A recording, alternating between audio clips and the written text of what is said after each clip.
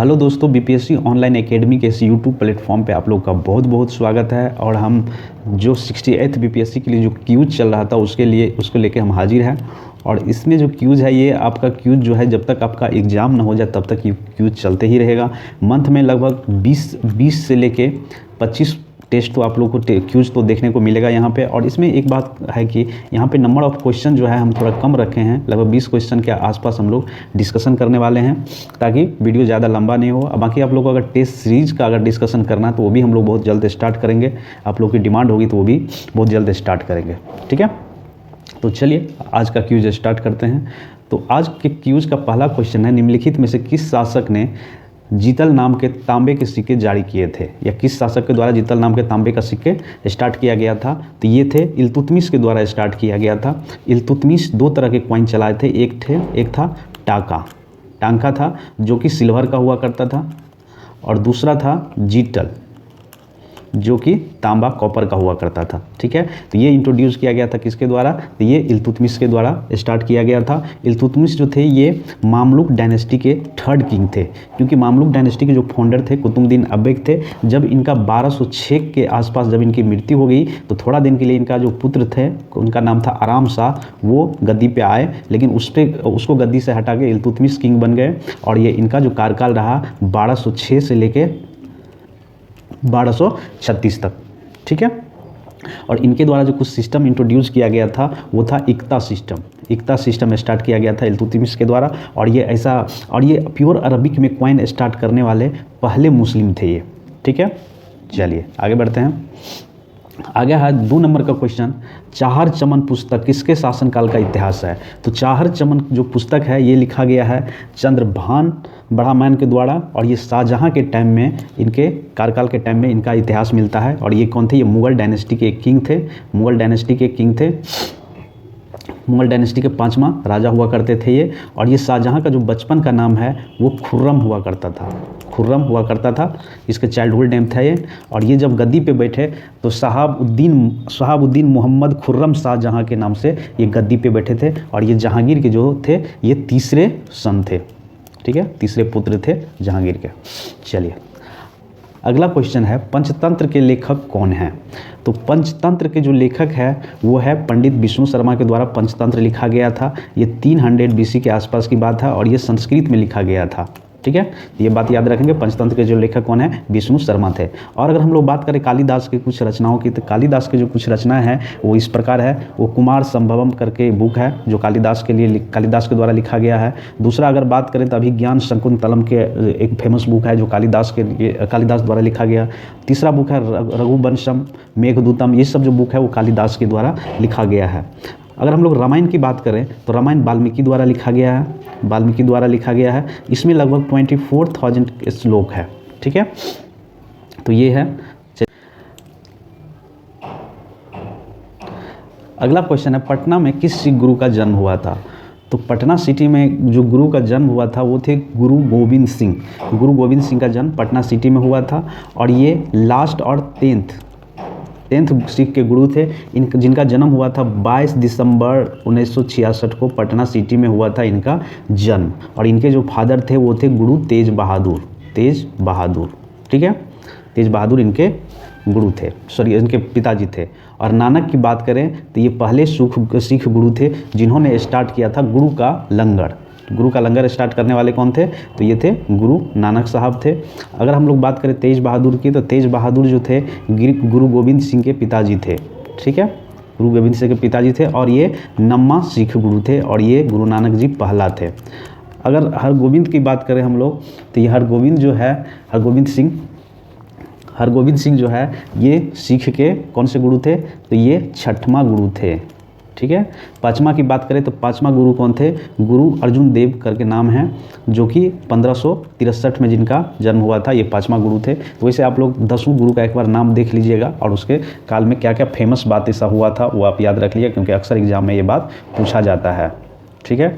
और अगर हम लोग 9th गुरु की बात करें जो तेज बहादुर थे, इनको मार दिया गया था मुगल एम्पायर औरंगजेब के इनको तेज बहादुर को मार दिया गया था। औरंगजेब के इशारों पे इनको मार दिया गया था तेज बहादुर साहब को, जो कि 9th सिख के गुरु थे और ये गुरु गोविंद सिंह के पिताजी भी थे। ठीक है, फिलहाल ये क्वेश्चन का जो आंसर है वो कौन हो जाएगा, गुरु गोविंद सिंह का जन्म। गुरु गोविंद सिंह का जन्म जो हुआ था पटना सिटी में हुआ था, पटना बिहार में।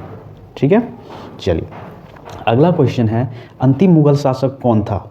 तो देखिए अंतिम मुगल शासक जो है वो कौन थे, तो बहादुर शाह टू, या इनको जफर के नाम से भी जानते हैं। तो ये कौन थे, बहादुर शाह टू जो थे, ये बहादुर शाह टू जो थे इनको जफर के नाम से जानते हैं। और ये सबसे लास्ट मुगल एम्परर थे और इनको लास्ट में जब 1857 की क्रांति में इन्होंने भाग लिया था तो इनको जेल के तौर पे बर्मा भेज दिया गया था। बर्मा जिसको अभी म्यांमार के नाम से जानते हैं, और इनका जो वहाँ पे देहांत हो गया 1862 ईस्वी में इनका देहांत हो गया था। ठीक है, और पहला कौन थे, मुगल शासक पहला थे वो बाबर थे, बाबर और लास्ट थे कौन, बहादुर शाह द्वितीय। चलिए अगला क्वेश्चन लेते हैं, निम्नलिखित में से किस एंग्लो मैसूर युद्ध में हैदर अली की मृत्यु हो गई थी। तो देखिए यहाँ पे हम लोग हैदर अली की बात हम लोग कर ले थोड़ा। हैदर अली जो है ये मैसूर डायनेस्टी या किंगडम ऑफ मैसूर के पहले राजा हुआ करते, पहले किंग हुआ करते थे हैदर अली। और ये स्टार्टिंग में कमांडर ऑफ चीफ थे, किसके चीफ हुआ करते थे, वडियार डायनेस्टी के, वडियार टू डायनेस्टी के कृष्णा नाम के या कृष्णा नाम के किंग हुआ करते थे, उसके कमांडर चीफ थे। फर्स्ट एंग्लो वॉर की बात करें तो वो 1766 से लेके 1769 तक चले थे और इसमें मैसूर विजय रहा, मतलब कि टीपू सुल्तान हैदर अली जो है ये विजय रहे। फिर उसके बाद सेकेंड एंग्लो मैसूर वार चलते हैं 1780 से लेके 1784 तक, और इसमें जो है हैदर अली की मृत्यु हो जाती है और यहाँ पे क्या हो जाता है, मैसूर राज को हार का सामना करना पड़ता है। यहाँ पे एक ट्रीटी साइन करना होता है जिसको ट्रीटी ऑफ मैंगलोर के नाम से जानते हैं, जो कि टीपू सुल्तान के साथ हुआ, जो हैदर अली के बेटे थे। ठीक है, तो किस एंग्लो मैसूर युद्ध में हैदर अली की मृत्यु हुई थी, तो ये दूसरा एंग्लो वार में इनकी मृत्यु हो गई थी। ठीक है, अगर तीसरा एंग्लो मैसूर की बात करें तो वो 1790 से लेके 1792 तक चला था और किसके बीच, अंग्रेज और टीपू सुल्तान के मध्य में चला था। तो क्योंकि हैदर अली की मृत्यु तो हो गई थी दूसरे ही एंग्लो मैसूर युद्ध में, तो यहाँ पे फिर से मैसूर राज को हार का सामना करना पड़ा और यहाँ पे एक ट्रीटी साइन होता है टीपू सुल्तान के द्वारा जिसको बोलते हैं ट्रीटी ऑफ सिंगेरीपट्टनम। ठीक है, तो ये टीपू सुल्तान के साथ साइन हुआ था। ठीक है, चलिए अगला क्वेश्चन है 7 नंबर, किताब उल हिंद किसने लिखी थी। तो किताब उल हिंद जो है ये लिखी गई थी अल-बर्नी के द्वारा लिखा गया था। ये इस्लामिक स्कॉलर थे, इस्लामिक स्कॉलर के रूप में आए थे इंडिया उज्बेकिस्तान से इंडिया आए हुए थे।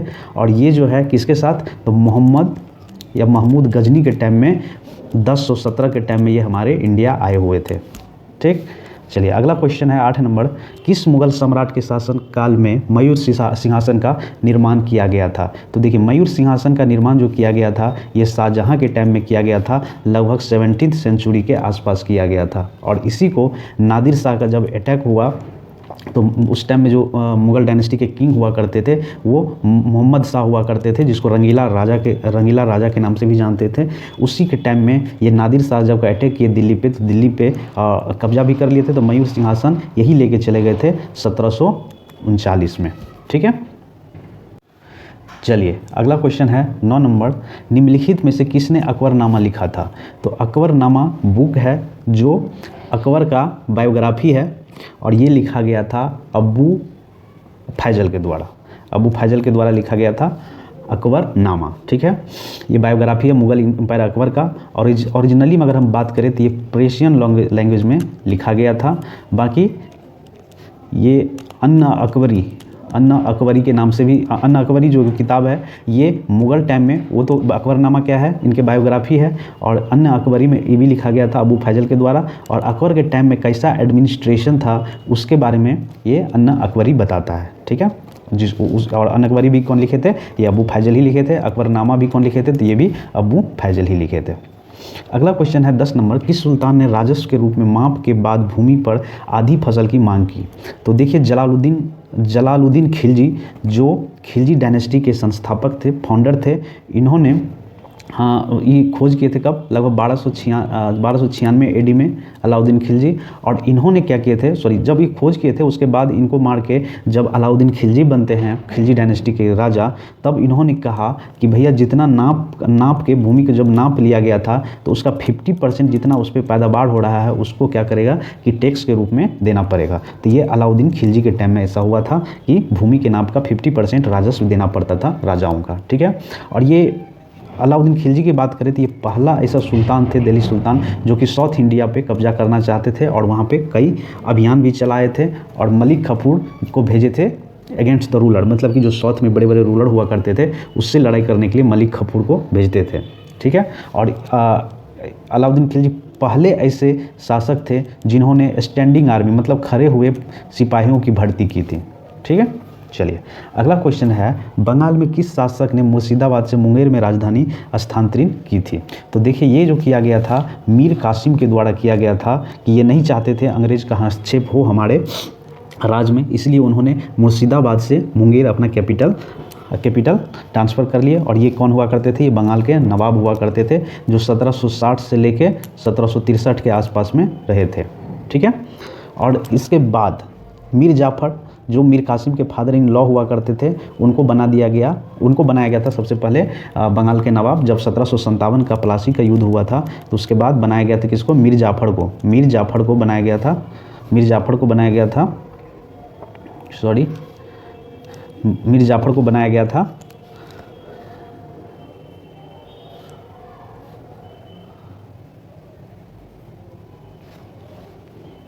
मीर जाफ़र को बनाया गया था। फिर उसके बाद उसको हटा के मीर कासिम को बना दिया। इन्होंने ही मुर्शिदाबाद से मुंगेर लेके आए थे कैपिटल, ठीक है। चलिए 12 नंबर क्वेश्चन है किस निम्नलिखित में से कौन सा राज्य भारतीय संघ के 22वें राज्य के रूप में बना था। तो देखिए 22वें रूप के में जो बना था वो थे सिक्किम, ठीक है। इंडिया के 22वां राज्य के रूप में इनको मान्यता मिला और वो कौन से 36th कॉन्स्टिट्यूशनल अमेंडमेंट एक्ट के तहत इनको बना दिया गया। ये अमेंडमेंट एक्ट कब आया था, तो 1975 के आसपास आया था और उन्हीं में सिक्किम को 22वां राज्य का उपाधि मिला था। 13 नंबर क्वेश्चन है, न्यायपालिका द्वारा बनाए गए कानून को क्या कहा जाता है। तो देखिए न्यायपालिका जो कानून बनाते हैं या जुडिशरी जो कानून बनाते हैं उसको बोलते हैं जज मेड बाय लॉ, जज मेड लॉ भी बोलते हैं, और वैसे इसको सेस लॉ बोलते हैं, अंग्रेजी में सेस लॉ भी बोलते हैं, या फिर निर्णय विधि भी कहा जाता है। तो याद रखिएगा जो न्यायपालिका कानून बनाता है उसको कहा जाता है निर्णय विधि। 14 नंबर है कि किस चार्टर अधिनियम द्वारा ईस्ट इंडिया कंपनी का चीन के साथ व्यापार का एकाधिक समाप्त हो गया था। तो ये जो था ये चार्टर एक्ट 1813 का था, जो जितने भी मोनोपोली था वो ख़त्म कर दिया गया था, लेकिन यहाँ पे एक मोनोपोली था trade with China and T के साथ जो ट्रेड हुआ करता था उसके साथ मोनोपोली रहने दिया, बाकी सबको क्या कर दिया गया, हटा दिया गया था। तो याद रखिएगा चार्टर अधिनियम 1913 में ये बात हुई थी। 15 नंबर क्वेश्चन है, निम्नलिखित में से कौन सा मौलिक अधिकार भारतीय नागरिकों के लिए उपलब्ध है या उपबंध है लेकिन विदेशियों के लिए नहीं। तो ये जो है अभिव्यक्ति और भाषण की स्वतंत्रता जो है ये हमारे इंडियन के लिए तो है, लेकिन ये विदेशी नागरिकों के लिए ये नहीं है, ठीक है। वैसे और हम लोग जब फंडामेंटल राइट का जो क्लास लेके आएंगे तो उसमें आपको बताएंगे कि कौन सिटीजन के लिए उपलब्ध है, कौन नॉन सिटीजन के लिए उपलब्ध है, कितने फंडामेंटल राइट है और कौन कौन से आर्टिकल है, उसके बारे में हम लोग वहाँ पे चर्चा करेंगे, ठीक है। चलिए 16 नंबर क्वेश्चन है, भारत का संविधान डैश से अपना अंतिम अधिकार प्राप्त करता है। तो parliament has the final authority to make the law in India. तो ये जो शक्ति है किसके पास है, ये भारत के संसद या भारत के पार्लियामेंट के पास ये है कि अंतिम रूप से किसी भी लॉ को क्या कर सकता है, यह स्वीकृति प्रदान कर सकता है। अगला क्वेश्चन है, इनमें से कौन CRPC के प्रावधानों के अनुसार गिरफ्तारी नहीं कर सकता है। तो देखिए CRPC क्या है, क्या ये है क्रिमिनल प्रोसीजर कोड है जो 1974 के आसपास में इसको लाया गया था, और इसके तहत जो है सशस्त्र बलों के कर्मियों जो भी होंगे उसको हम डायरेक्ट रूप से गिरफ्तार नहीं किया जा सकता है, ठीक है। चलिए अगला क्वेश्चन है 18 नंबर, निम्नलिखित में से किसने संविधान सभा के तहत मौलिक अधिकार, ये देखिए ध्यान से देखिएगा, मौलिक अधिकार, अल्पसंख्यक और आदिवासी और बहिष्कृत क्षेत्रों पर सलाहकार समिति की अध्यक्षता की थी। तो ये थे सरदार वल्लभ भाई पटेल थे, जिन्होंने advisory council of fundamental right, minority and constitutional assembly के ये क्या थे, हेड थे। और इनका जो जन्म हुआ था 31 अक्टूबर 1875 को इनको नादिया डिस्ट्रिक्ट ऑफ गुजरात में इनका जन्म हुआ था। और ये अगर हम लोग बात करें तो पहले होम मिनिस्टर भी रह चुके हैं और पहले डिप्टी प्राइम मिनिस्टर भी रह चुके हैं इंडिया का। और इन्होंने बहुत इंपॉर्टेंट रोल प्ले किए थे integration of the many Indian princely state. जो उस टाइम में जब आज़ाद हुए थे तो बहुत सारे प्रिंसली स्टेट अपना इंडिपेंडेंट रहना चाहते थे या तो पाकिस्तान से मिल के रहना चाहते थे, तो उसको जोड़ने में ये बहुत बड़ा सहयोग दिए थे। सरदार पटेल को जो सरदार की उपाधि मिला था ये बरदौली सत्याग्रह के टाइम में वहाँ की महिलाओं द्वारा प्रदान किया गया था ये इनको। अगर हम लोग जवाहरलाल नेहरू की बात करें तो जवाहरलाल नेहरू जो थे ये स्टेट कमेटी के हेड हुआ करते थे। और एच.सी. मुखर्जी की बात करें तो एच.सी. मुखर्जी जो थे माइनॉरिटी सब कमेटी के हेड हुआ करते थे। ठीक है, चलिए अगला क्वेश्चन है 19 नंबर, संविधान की 10वीं अनुसूची को संविधान के किस संशोधन द्वारा जोड़ा गया था? तो 10th शेड्यूल जो ऐड किया गया था वो 12वां संविधान संशोधन के टाइम में 1985 के टाइम में इसको जोड़ा गया था, जिसको एंटी डिफेक्शन लॉ के नाम से भी जानते हैं हम लोग। एंटी डिफेक्शन लॉ के बारे में या दल बदल विरोधी कानून के नाम से भी हम लोग जानते हैं। तो ये 1985 में जोड़ा गया था 10वां शेड्यूल। जो वर्तमान में जो शेड्यूल की संख्या है वो 12 है। ठीक है, जिसमें 11 क्या है पंचायत से रिलेटेड है और 12 क्या है म्यूनिसिपैलिटी से रिलेटेड है। ठीक है, चलिए ये क्वेश्चन लगता है रिपीट हो गया है, इसका सही आंसर ये है। अगला क्वेश्चन है 21 नंबर, वित्तीय वर्ष 2022-23 में बिहार की अनुमानित विकास दर कितनी है या कितनी थी? हालांकि क्वेश्चन थोड़ा ओल्ड हो गया तो कितनी थी ये कह सकते हैं। तो ये उस टाइम में जो अनुमानित था वो 9.7 था। ठीक है, ग्रोथ रेट ऑफ बिहार 9.7 था उस टाइम में। और उस टाइम का Bihar gross state domestic product जो एस्टिमेट किया गया था वो किया गया था 7,45,310 करोड़। तो उस हिसाब से 7.9% जो थे क्या थे ग्रोथ रेट थे। ठीक है, thank you for watching BPSC online academy. I hope कि आप लोगों को अच्छा लगा होगा ये सेशन। चलिए तब तक के लिए, जब तक दूसरा सेशन नहीं आता तब तक के लिए अच्छे से आप लोग पढ़ाई करिए। Thank you for watching.